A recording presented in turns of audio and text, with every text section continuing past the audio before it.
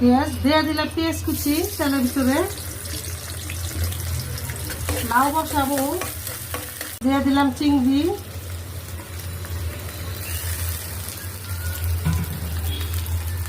সাথে দিয়ে দিলাম স্বাদ অনুযায়ী লবণ, রসুন বাটা আর পেঁয়াজ বাটা।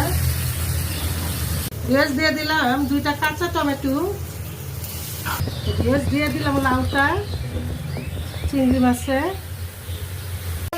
সাথে একটু চিনি দিব, এটা করলে কি আর হয়। 1 চামচ দিয়ে দিলাম চিনি। লাউটা এখন খাইতে খুব ভালো লাগবো। দিয়ে দিলাম কিছু কাঁচামরিচ, একটু হালকা ভাঙ্গা ভাঙ্গা। আবার লাউটা হয়ে গেছে।